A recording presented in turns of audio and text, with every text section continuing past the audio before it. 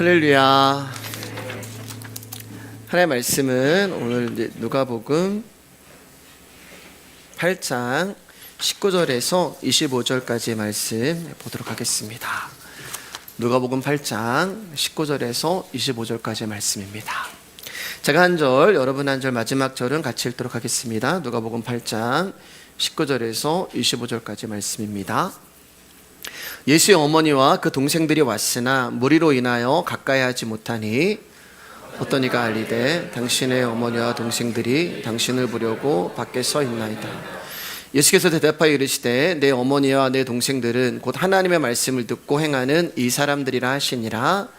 하루는 제자들과 함께 배에 오르사 그들에게 이르시되 호수 저편으로 건너가자 하심에 이해했더나 행선할 때에 예수께서 잠이 드셨더니 마침 광풍이 호수로 내리침에 배에 물이 가득하게 되어 위태한지라. 제자들이 나와 깨워 이르되 주여 주여 우리가 죽겠나이다 한데 예수께서 잠을 깨사 바람과 물결을 꾸짖으시니 이에 그쳐 잔잔하여 지더라. 같이 읽을까요?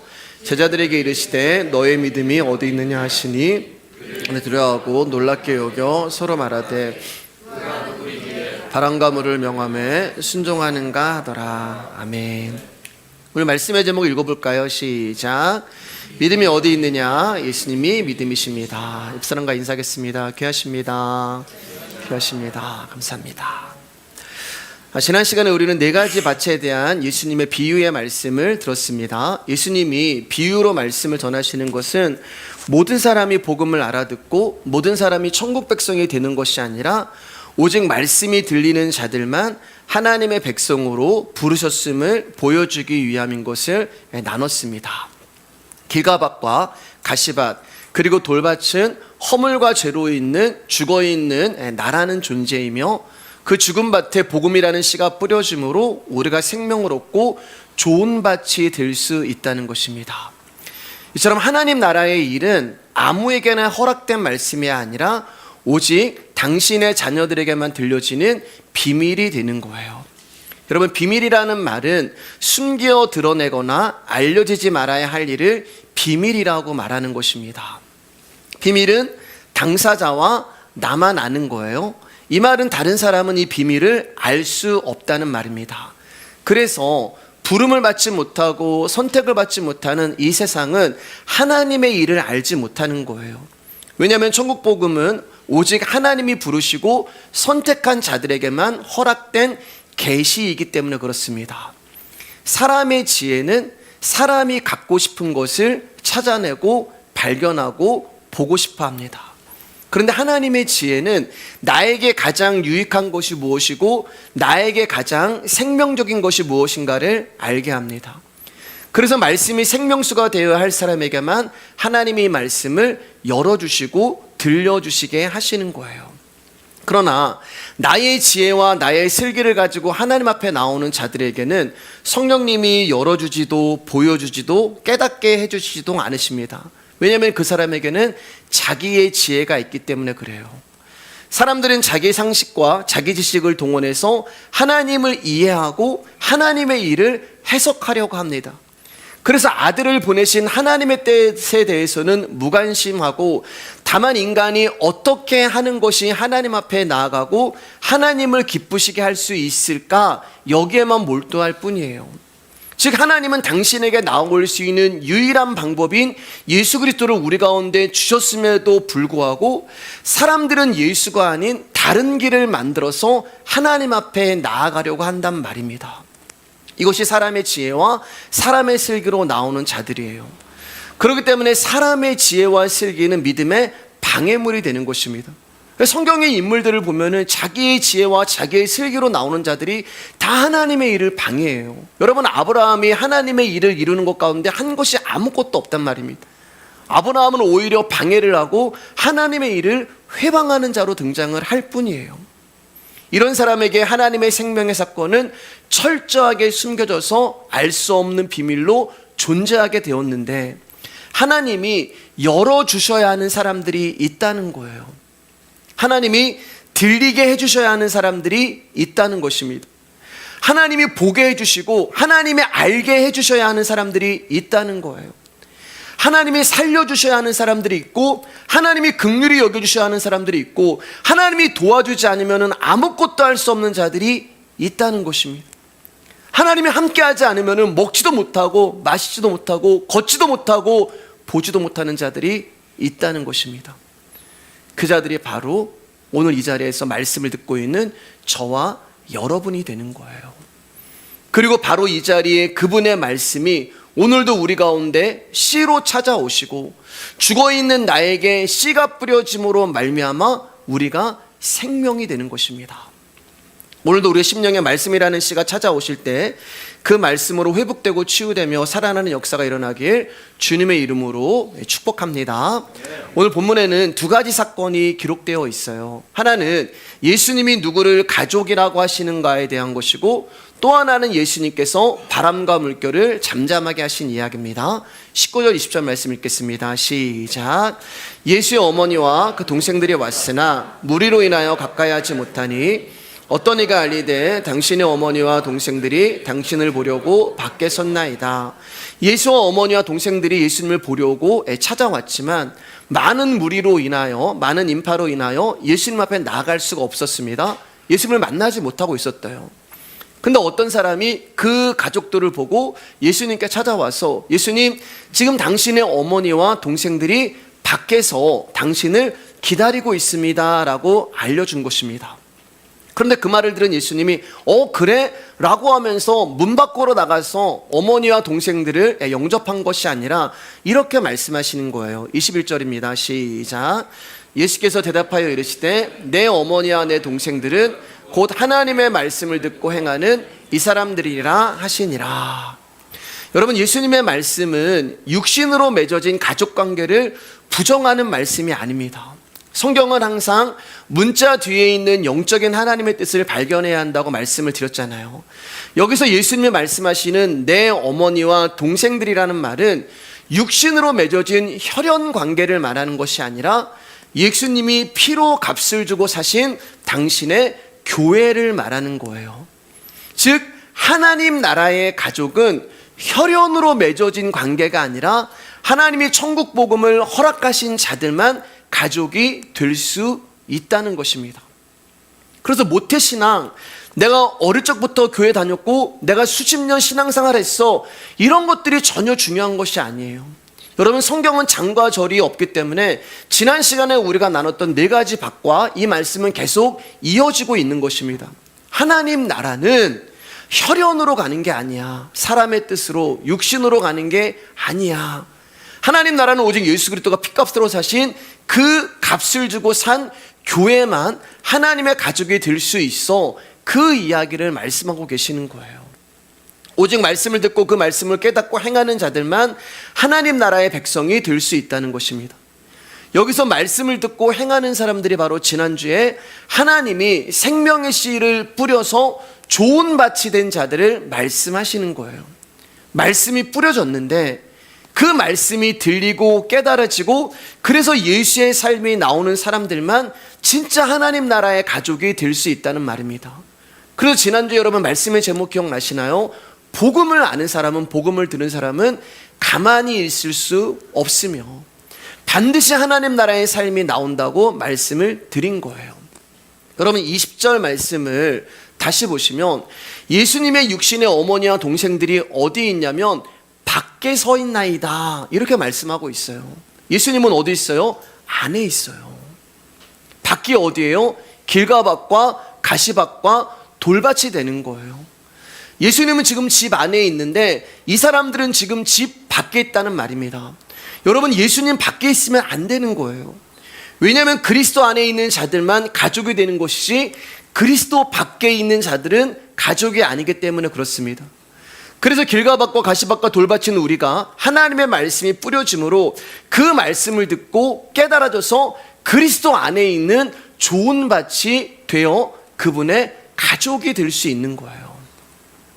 여러분, 이 땅이 생기기 전에 하늘이 먼저 존재했습니다. 육이 있기 전에 영이 먼저 있었어요. 그러니까 이 땅에 있는 모든 근원과 근본은 전부 하늘로부터 시작을 하는 거예요. 영으로부터 시작을 하는 거예요. 즉 땅의 것은 전부 하늘의 그림자라는 말씀입니다. 그러면 가족이라는 건 역시 이 땅에 가족이 있기 전에 이미 하나님 나라의 가족이 존재하고 있다는 거예요.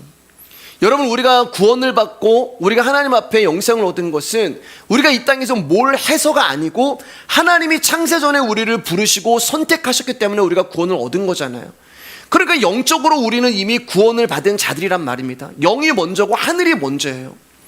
창세전에 하나님이 이미 작정하시고 완성하신 하나님 나라의 가족이 있었다는 것입니다. 그래서 우리에게 이 땅에서 육신의 부모와 또 자녀들을 우리 가운데 허락하신 것은 나라는 존재에게 하나님 아버지의 은혜와 한없는 사랑을, 또 하나님의 긍휼과 용서가 무엇인가를 알게 해주시려고 우리 가운데 부모님을 허락하시고 우리 가운데 자녀들을 허락하신 거예요. 부모님의 은혜를 통하여서 하나님 아버지의 은혜가 이런 것이구나, 나의 자녀들을 내가 용서하고 사랑하는 것을 통하여서 하나님이 나를 이렇게 사랑하시는구나. 또한 예수님이 교회를 어떻게 사랑하셨고 십자가에 죽기까지 교회를 사랑하셨잖아요. 그리고 그 사랑을 아는 자들은 교회는 예수님께 순종할 수밖에 없는 것을 가르쳐 주시기 위해서 우리 가운데 결혼이라는 부부관계를 만들어 주신 거예요. 그러니까 이 땅의 가족이라는 관계를 통하여서 그 가족이 어떤 하나님의 약속으로, 어떤 하나님의 은혜와 희생으로 이루어진 관계인가를 깨닫게 해주시려고 우리로 하여금 이 땅에서 부모와 자식, 그리고 결혼도 하고 부부가 되게 하여 그러한 삶을 가족으로 만들어가게 하신 거예요. 그러나 여러분들이, 제가 내일이라도 이 육신의 장막을 벗고 이제 영원 속으로 들어가게 되면 이 땅의 가족과는 여러분, 우리는 전혀 상관이 없는 존재들이 되는 거예요. 우리는 각각 하나님의 백성으로 그분의 진짜 가족이 되는 것입니다. 그래서 그리스도 밖에 있으면 안 된다는 말이에요. 그렇기 때문에 여러분들이 이 진리를 안다면, 여러분들이 이 복음을 안다면 가만히 있을 수 없는 거예요. 내 자녀에게 하나님의 말씀을 전해야 하고 내 자녀에게 복음을 증거해야 하는 것입니다. 왜요? 밖에 있기 때문에. 보세요 여러분, 예수님의 자녀들이에요. 예수님의 가족들이란 말입니다. 근데 밖에 있는 거예요. 밖에 있으면 안 돼요. 그래서 복음을 아는 자들은 내 자녀들에게, 내 가족들에게, 내 사랑하는 사람들에게 하나님의 말씀을 증거하고 복음을 전할 수밖에 없다는 것입니다. 여러분, 말씀을 듣고 행하라는 말은 성경의 말씀을 하나하나 지켜 실천하라는 것이 아닙니다. 우리는 아시잖아요. 우리는 말씀을 지킬 수도 없는 자들이고 우리는 말씀을 행할 수도 없는 자들입니다. 그러면 예수님이 하나님 나라의 가족들은 나의 말씀을 듣고 행하는 자야. 그러면 그게 무슨 뜻일까? 요한복음 6장 28절 29절입니다. 크게 시작. 그들이 묻되 우리가 어떻게 하여야 하나님의 일들을 하오리까? 예수께서 대답하여 이르시되 하나님께서 보내신 일을 믿는 것이 하나님의 일이니라 하시니, 사람들이 영생을 얻으려면, 그럼 우리가 하나님의 가족이 되려면 어떤 일들을 해야 합니까? 우리나라 성경에는 일이라고 이제 단수로 나와 있는데 여러분, 이제 원어에는 일들이에요. 일들을 복수로 쓰여 있습니다. 그러니까 우리가 이렇게 생각하는 거예요. 구원을 얻기 위해서, 영생을 얻기 위해서 우리는 일들을 해야 돼. 하나님의 일들을 해야지만 우리가 구원을 얻을 수 있고 영생을 얻을 수 있고 하나님의 가족이 될 수 있어. 그러니까 우리가 성경 읽는 거, 기도하는 거, 예배 드리는 거, 구제하는 거, 전도하는 거, 단기 선교하는 거, 봉사하는 거, 헌신하는 거 등등등, 그런 것들을 우리는 하나님의 일들이라고 생각을 하고 그런 일들을 해야만 우리가 구원을 받고 영생을 얻을 수 있다고 생각을 하는 것입니다. 다시 한번 높아심의 말씀을 드리지만 여러분 가운데 목사님이 지금 이런 거 하지 말라고 하시나 보다 그렇게 생각하시는 분 한 분도 안 계시죠. 제가 이런 일들을 하지 말라는 것이 아니라 이런 것들을 수천 번 수만 번 한다고 해서 이런 것들을 우리 가운데 구원을 줄 수 없다는 것을 말씀드리는 거예요. 여러분, 제가 조금 전에 말씀드렸던 등등등 이런 것들은 구원 얻은 자가 당연히 내놔야 하는 열매들이지 그것이 우리 가운데 영생의 조건이 되는 것이 아니란 말입니다. 자, 사람들이 그러면 우리가 하나님의 가족이 되려면 어떤 일들을 해야 합니까? 우리가 영생을 얻으려면 어떤 일들을 해야 합니까? 라고 이 사람들이 복수로 물어보는데 예수님이 뭐라고 답을 하시냐면은 한 가지 일로 얘기하는 것입니다. 하나님께서 보내신 이를 믿는 것이 하나님의 일이야. 너 이것도 하고 저것도 하고, 너 헌금도 하고, 너 봉사도 하고, 너 헌신도 하고, 단기성교도 하고, 금식도 하고, 그렇게 말씀하지 아니하시고 하나님께서 보내신 이를 믿는 것이 바로 영생을 얻는 거야. 여기 보면 여러분, 믿는 것 이렇게 얘기하잖아요. 믿는 것, 현재 시제란 말입니다. 과거형이 아니에요. 내가 옛날부터 예수 믿었어, 그런 말이 아니에요. 내가 모태신앙이야, 과거형이 아니란 말입니다. 믿는 것은 지금이란 말이에요. 그럼 내일은요? 내일도 믿는 거예요. 그러니까 한 번 믿는 것이 아니라 계속 믿는 거예요. 누구를요? 예수를요.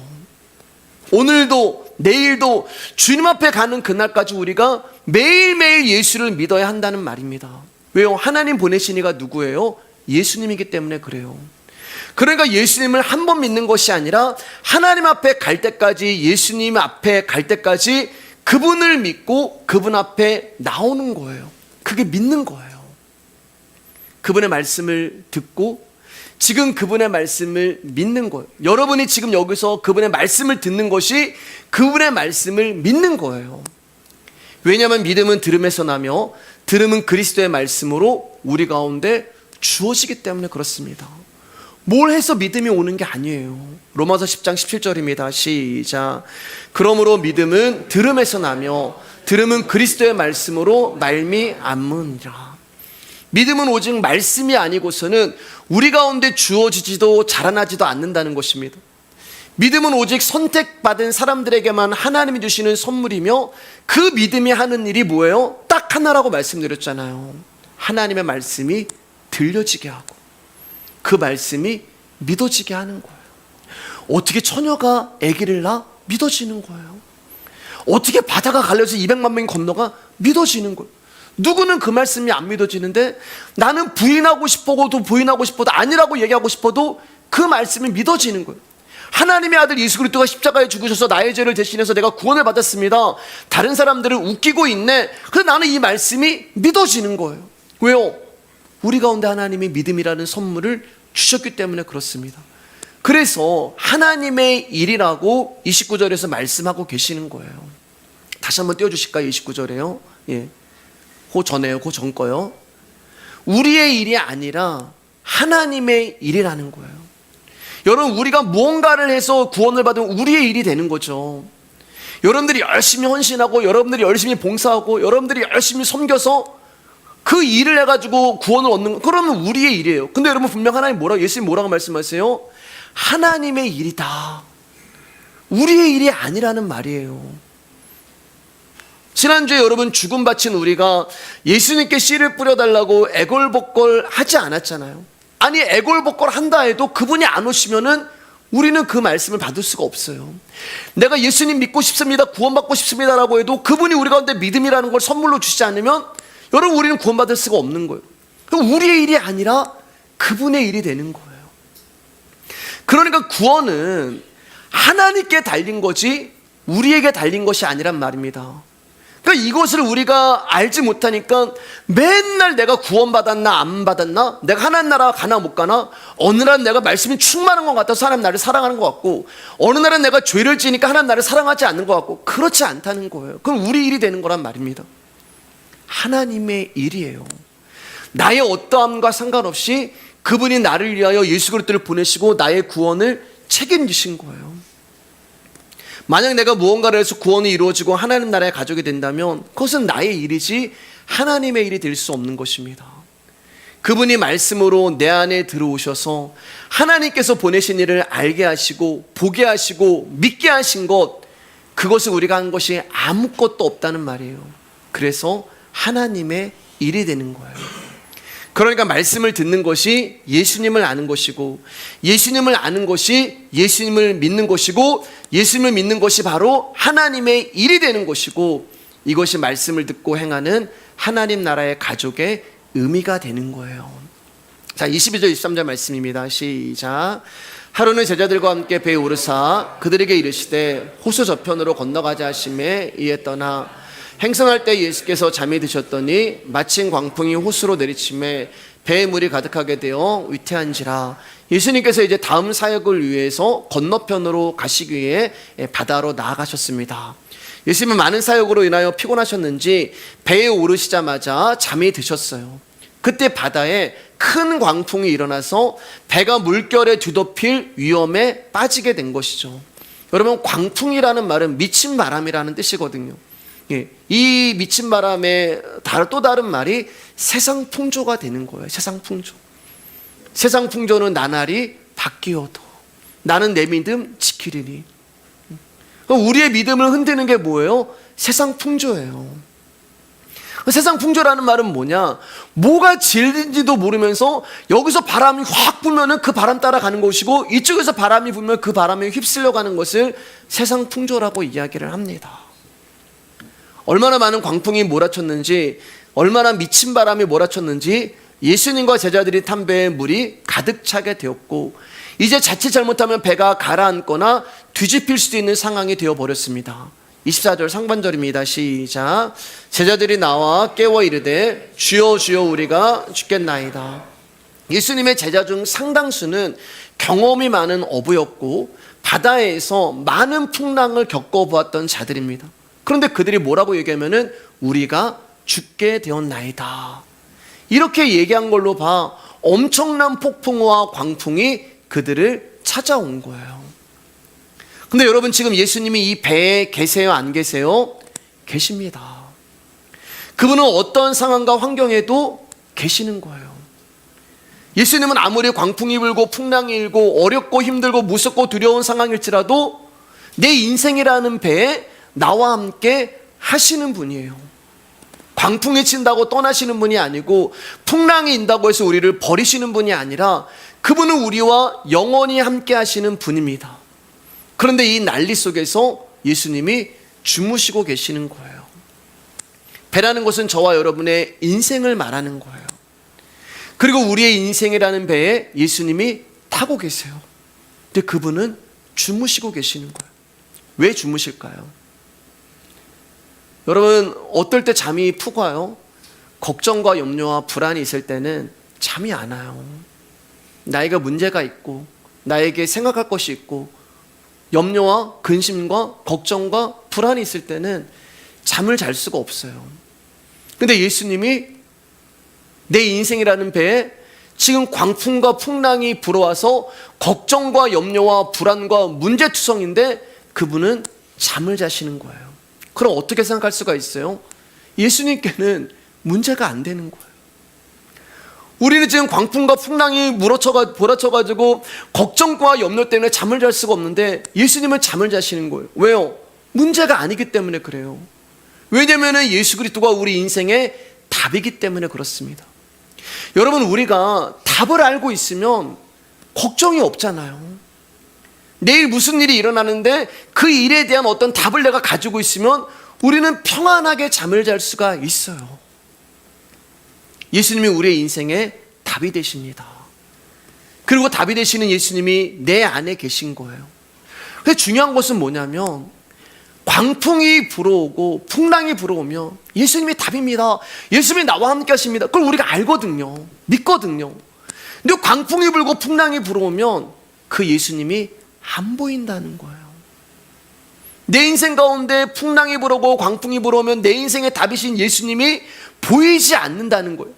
분명히 내 안에 계시는데 우리 안에 문제와 어려움이 찾아오면 답 되시는 예수님은 사라지고 그 자리에 불안과 염려와 걱정이 보이게 되는 거예요.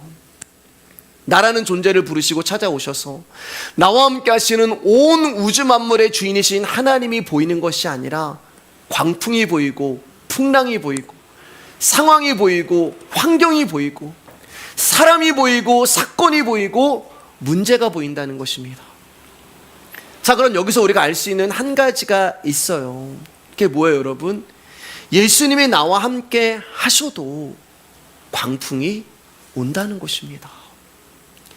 예수님이 나와 함께 계셔도 예수님이 그 풍랑을 막아주시지 않는다는 거예요. 그러니까 우리가 예수님을 믿는다고 하여도 그것과 상관없이 내 인생 가운데 광풍이 오고 풍랑이 오고 고난이 오고 환난이 오고 어려움이 온다는 것이고, 예수님은 그것을 막아주시지 않는다는 말이에요. 여러분, 이 말씀이 좀 서운하시고 섭섭하실 수가 있죠. 근데 여러분, 서운함과 섭섭함이 든다면 그게 우리의 믿음의 현실이에요. 그렇게 생각하는 사고방식이 바로 우리의 신앙이 되는 것입니다. 우리는 어떤 생각을 하냐면은, 예수님이 나와 함께 하시면 풍랑이 없어야 된다고 생각을 하고, 예수님이 나와 함께 하시면 질병도 있으면 안 된다고 생각하고, 예수님이 나와 함께 하시면 폭풍도 어려움도 고난도 환난도 고난도 오다가 피해 가야 한다고 생각을 합니다. 또 우리가 풍랑과 광풍이라는 어려운 일을 당하면 예수님은 주무시는 것이 아니라 즉각 일어나셔서 우리가 요구하기도 전에 먼저 이 문제를 해결해 주셔야지만 그런 분이 하나님이지, 우리는 그렇게 생각을 해요. 우리는 그렇게 믿어요. 그러나 하나님은 그렇게 일하시지 않는단 말입니다. 24절 25절입니다. 시작. 제자들이 나와 깨워 이르되 주여 주여 우리가 죽겠나이다 한데 예수께서 잠을 깨사 바람과 물결을 꾸짖으시니 이에 그쳐 잔잔하여지더라. 제자들에게 이르시되 너희 믿음이 어디 있느냐 하시니 그들이 두려워하고 놀랍게 여겨 서로 말하되 그가 누구이기에 바람과 물을 명함에 순종하는가 하더라. 큰 광풍으로 인하여 자신들이 죽게 되자 이제 제자들이 예수님을 깨웁니다. 예수님, 지금 엄청난 광풍과 풍랑이 불어서 우리가 죽게 되었는데 어떻게 잠을 주무시고 계십니까? 예수님 원망하고 계시는 거예요. 우리 인생 가운데 고난과 환난이 오면 예수님은 원망합니다. 어떻게 나에게 이러실 수가 있습니까? 이게 뭡니까? 내가 지금까지 신앙생활 했는데, 내가 당신 앞에 어떻게 살았는데 어떻게 나한테 이럴 수가 있습니까? 어떻게 내가 지금 죽게 되었는데 당신은 잠을 잘 수가 있습니까? 제자들의 원망의 말에 잠을 깨신 예수님이 비바람과 바다를 꾸짖으시니 광풍이 그쳐 잠잠하게 되었습니다. 그리고 이어서 예수님의 제자들에게 뭐라고 말씀하세요? 너희의 믿음이 어디 있느냐, 이렇게 책망을 하세요. 그럼 예수님이 너희의 믿음이 어디 있느냐라는 이 말은 무슨 뜻일까요? 예수님처럼 평안히 잠자지 못하고 무서워했기 때문에 너희 믿음이 어디 있느냐 이렇게 물어보신 걸까요? 아니면 막 곤히 주무시는데 제자들이 깨워가지고 짜증이 나서 이렇게 말씀을 하시는 것일까요? 만약 풍랑을 보고 무서워하는 것을 믿음이 없는 것으로 이야기한다면 풍랑을 보고도 무서워하지 않는 것은 믿음이 있다는 뜻이 되잖아요. 그런 말이 아니에요. 그럼 기질 문제예요. 기질 문제. 제가 늘 말씀드리는 거. 어떤 사람은 기질이 담대한 사람이 있어요. 무서움이 안 타는 사람이 있어요. 그리고 여러분, 지금 배가 뒤집혀서 배가 전복될 상황이 되는데 안 무서울 사람이 누가 있겠어요? 그 제자들은 지금 그게 정성이에요. 배에 물이 들어와 죽게 생겼는데 안 두려워하고 안 무서울 사람이 누가 있겠습니까?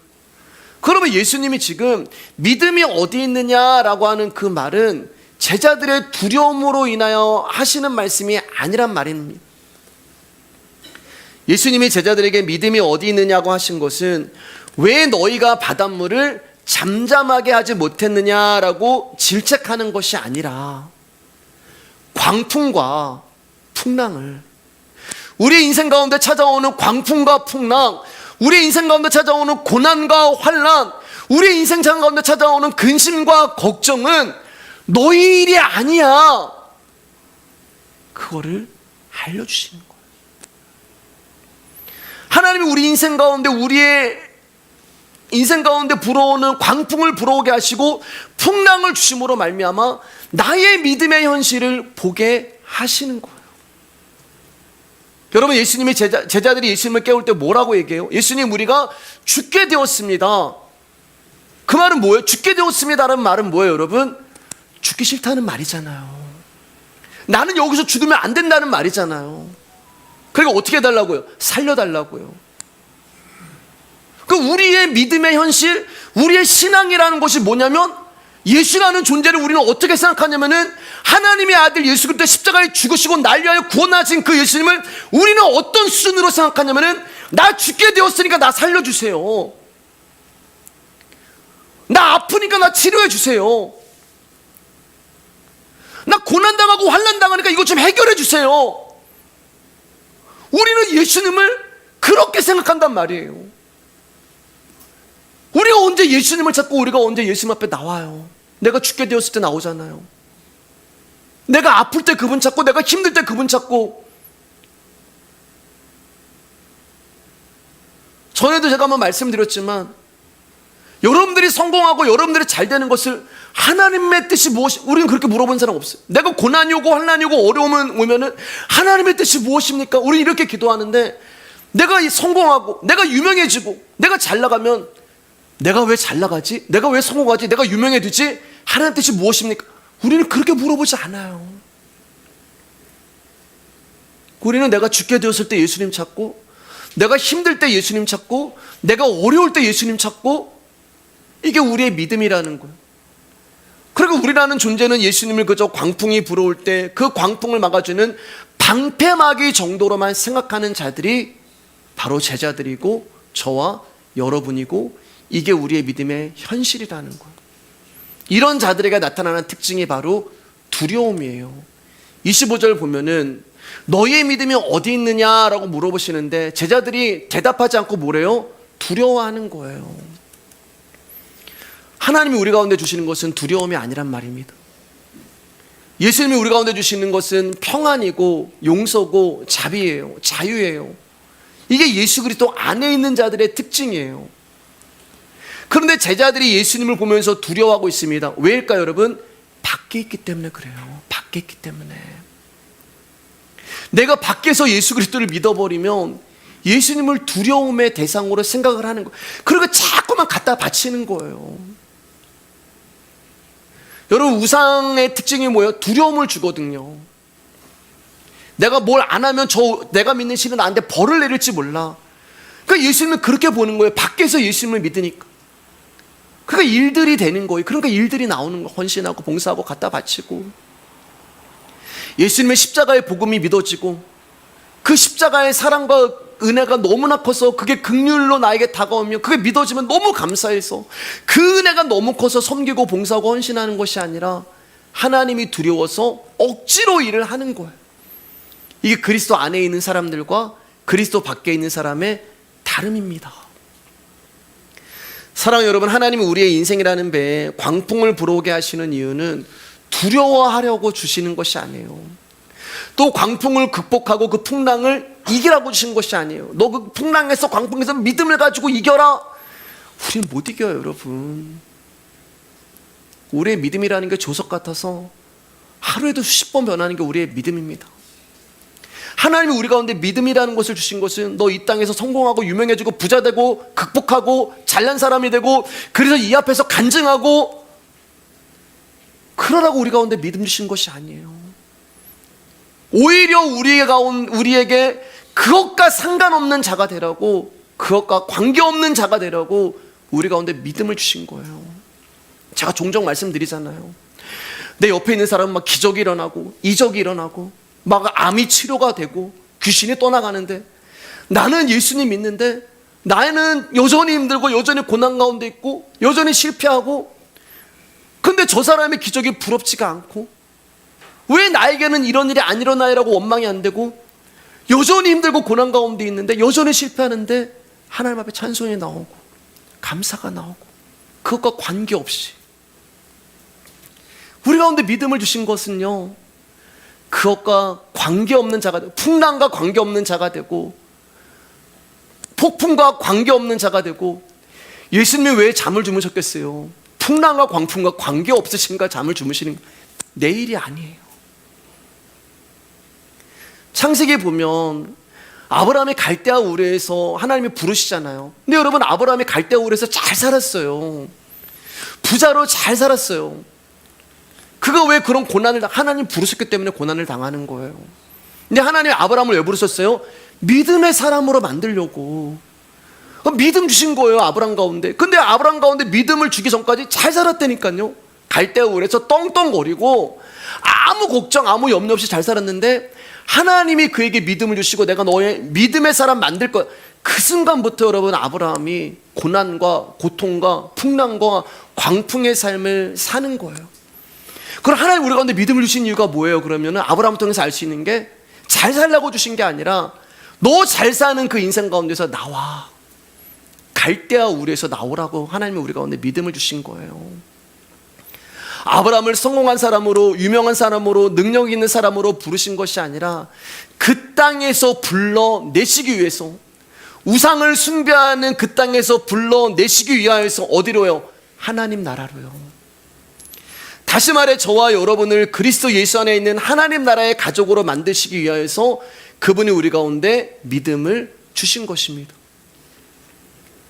믿음은 결단과 결심과 의지가 아니라 존재라고 말씀을 드렸잖아요. 믿음은 존재예요. 그 존재 되시는 예수 그리스도, 믿음이 예수님이란 말입니다.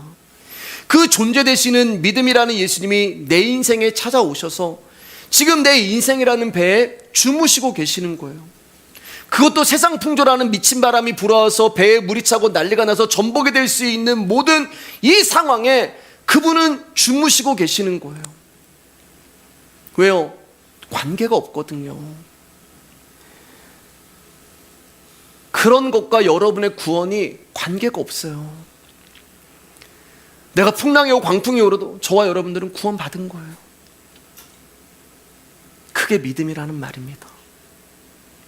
다시 말해 내 인생에 불어오는 광풍과 풍랑과 나의 영혼이 구원을 받아 하나님 나라의 백성이 되는 것은 아무런 관계가 없는 거예요. 요나가 바다에 던져졌잖아요. 근데 성경을 보면 뭐라면 스올과 같은 뱃속에 갇혔다고 얘기해요. 스올이 뭐예요? 지옥이에요. 요나의 인생이 지옥이란 말입니다. 지금 지옥과 같은 상황에 요나가 처한 거예요. 근데 성경을 보면 요나가 뭐예요? 잠을 자요. 어떻게 지옥과 같은 그 인생 가운데, 그 상황과 환경 가운데 어떻게 잠을 잘 수가 있어요? 여러분 시편 말씀을 보면은 다윗이 10,000명이 지금 다윗을 죽이려고 쫓아오거든요. 그러면 잠자지 말고 도망가야 돼요. 근데 다윗이 뭐라고 해요?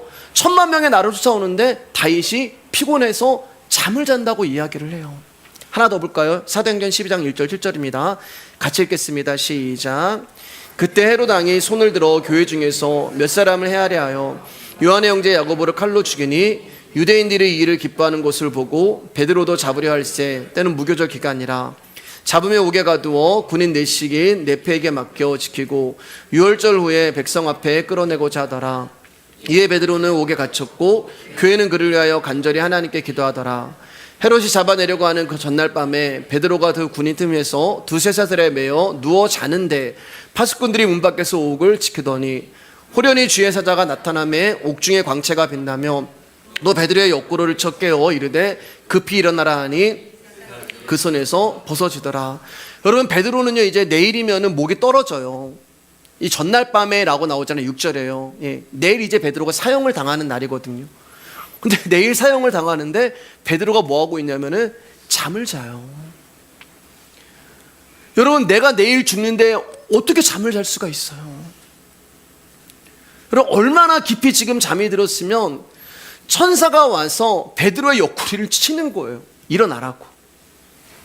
세게 쳤을 거예요. 너무 쿨쿨 자가지고요. 여러분 지금 베드로가 이 상황에서 할 수 있는 일이 뭐가 있어요? 우리가 이 말씀은 교회가 기도해서 하나님이 그 베드로의 물이 퍼져, 그런 일이 아니에요. 베드로는 이 상황에서 할 수 있는 일이 없어요. 요나가 할 수 있는 일이 없어요. 그 지옥의 삶에서 요나가 할 수 있는 일이 없어요. 다윗이 10,000,000명이 쫓아오는데 거기서 다윗이 할 수 있는 일이 없어요. 여러분 우리가 할 수 있는 일은 아무것도 없어요. 우리가 광풍 속에서 주님이 주무시니까 나 좀 도와달라고 깨웠지만 여러분 예수님이 잠이 드셨겠습니까? 그 제자들의 믿음의 현실을 알려주시기 위하여서, 너희들이 나를 믿는 그 현실이 무엇인가를 알려주시기 위하여서 예수님이 쇼를 하고 계시는 거예요. 광풍과 풍랑을 보내주시고 예수님이 주무신 척하면서 우리의 믿음 없음을 깨워주시는 거예요. 우리가 예수님을 깨운 게 아니라 예수님의 광풍과 풍랑으로 인해서 우리의 믿음을 깨워주시는 거예요. 당신 이런 상황에서 편안하게 주무심으로 그분이 일어나서 직접 그 일을 처리하지 않으므로 제자들의 미움을 깨우시는 거예요. 풍랑과 고난이 오는 제자들이 막 난리가 났는데 예수님 딱 보니까 주무시는 거예요. 뭐야? 예수님 주무시네? 이 풍랑과 광풍의 주인 되시는 이분이 주무시네? 나 죽지 않겠구나. 이분이 무슨 일이 있으면 예수님이 주무시지 않고 날 하시겠지. 주무시지 않는구나. 열심히 노를 젓는 거예요. 주무시는 예수님 내가 바라보면서 풍랑과 강풍을 그냥 열심히 노 저으면서 가는 거예요. 거친 파도 날 향해 올 때 주와 함께 달아오르는 거예요. 그래서 우리가 얼마나 믿음이 없으면 우리의 믿음의 수준이 그저 예수님 내가 죽게 되었으니까 나 안 죽게 되었으니 이런 믿음이라는 거 얼마나 예수님 보시기에 그게 한탄스러우셨으면 광풍과 풍랑으로 우리를 깨워서 너의 믿음의 현실이 이런 거야 그걸 보게 하시는 거예요. 이제 말씀 마치겠습니다. 믿음은 어떤 상황과 환경 속에서도 주님이 함께 한다는 것을 아는 것이 믿음이에요. 아멘. 때로는 비참하고 비극적인 상황 가운데 있다 하여도 사랑하는 여러분, 때로는 풍랑과 강풍 앞에 죽을 수밖에 없는 현실 가운데 있다 할지라도 예수님이 나와 함께 하시는 그 임재를 아는 것이 믿음입니다. 내가 광풍으로 전복이 돼요. 하나님 뜻이 있겠지. 내가 풍랑으로 인하여서 사지마비가 어떻게 돼요? 하나님 뜻이 있겠지. 내가 폭삭망해. 하나님 뜻이 있겠지. 내가 병이 걸려 사람 치료해주자. 하나님 뜻이 있겠지. 어떠한 상황과 환경과 어떠한 비참하고 비극적인 상황 가운데 있어도 어떠한 풍랑과 광풍이 있어도 하나님의 뜻이 있겠지 하며 하나님이 나와 함께 하시는 그 임재를 믿는 것이 믿음입니다. 우리의 본성이 드러나고 연약함이 드러나는 죄성이 드러나는 이 시간에도 내가 죄를 짓고 내가 하나님의 마음을 아프게 하고 내가 믿음이 없는 삶을 산다 할지라도 거기에도 하나님이 나와 함께 하시겠지를 믿는 것이 믿음이 되는 거예요. 여러분, 욥의 인생을 보면 자식들이 다 죽고 부인이 떠나가고 친구들이 손가락질하고 자기 몸을 기아장으로 팍팍 긁어야 하면 그 고통, 그 어려움, 그 아픔, 그 모든 것을 다 겪은 욥이 마지막에 뭐라고 고백해요? 내가 죽게 대하여 귀로 듣기만 하였사오니 이제는 눈으로 본다는 말에 나와 함께 하실까? 하나님 나와 함께 하실까? 이 고통 가운데 고난 가운데 지금 나와 함께 하실까? 근데 그분이 다 보여주시는 거예요. 눈으로 나와 함께 하셨구나. 제가 어느 날 전에 말씀드렸잖아요, 여러분. 출애굽기 33장에서 제가 제 그 노래 만들면서 하나님 얼굴 보고 싶습니다. 하나님 모세를 가려주시잖아요. 손으로 가려주세요. 하나님 보면 죽으니까. 가려주셨단 말은 캄캄하다는 말이에요, 여러분. 내 인생 가운데 아주 캄캄하고 앞이 보이지 않아요. 그때 하나님이 가장 필요할 때인데 앞이 안 보이고 캄캄하니까 하나님이 보이지 않아요. 근데 그 모든 것이 떠나갈 때 하나님이 저기 가고 계시 뒷모습 보이는 거예요. 그럼 뭘 할 수 있어요? 그분이 내가 가장 캄캄하고 어렵고 힘들 때 그분이 내 인생 가운데서 눈물 나고 아프고 고통 가오고 하나님 어디 계세요? 라고 그렇게 하나님 원망했을 때 그분이 나와 함께 계셨구나. 그분의 뒷모습을 보면서 그것을 보라는 거예요. 그분이 일하시는 것입니다. 그분이 지금 내 인생이라는 배에 나와 함께 계시는 것입니다. 예수님이 계셔도 광풍이 오고 예수님이 계셔도 풍랑이 오고 심지어 예수님이 그 광풍과 풍랑을 막아주시지도 않아요. 근데 믿음이 뭐라고요? 그분이 나와 함께 하십니다. 그분이 나를 사랑하십니다. 그분이 나를 긍휼히 여기십니다. 그분이 나를 용서하십니다. 그거 제자들 가운데 알게 해주시기 위하여서 예수님이 오늘 이 일을 하시는 거예요. 사랑하는 여러분, 우리에게 예수님이 믿음이 어디 있느냐고 물으신다면 여러분, 우리 솔직하게 고백했으면 좋겠습니다. 주님, 저는 믿음이 없습니다. 우리 믿음 없잖아요. 우리가 무슨 믿음이 있어요, 여러분? 근데 한 가지 더 고백하셨으면 좋겠어요. 너의 믿음이 어디 있느냐? 주님, 저는 믿음이 없습니다. 그러나 믿음이신 예수님이 지금도 나와 함께 하심을 압니다. 지금 비록 광풍과 풍랑이 나를 죽일 것 같이 달려들지만 그래도 주님이 나를 떠나시지 않고 나와 함께 하심을 제가 압니다. 그리고 결국 주님이 나를 데리고 하나님 나라로 나를 이끌고 가실 것을 믿습니다. 그리고 언젠가 나는 이 땅을 떠나서 하나님 나라에 갈 것을 믿습니다. 이 고백이 저와 여러분의 신앙이 되시길 주님의 이름으로 축복합니다.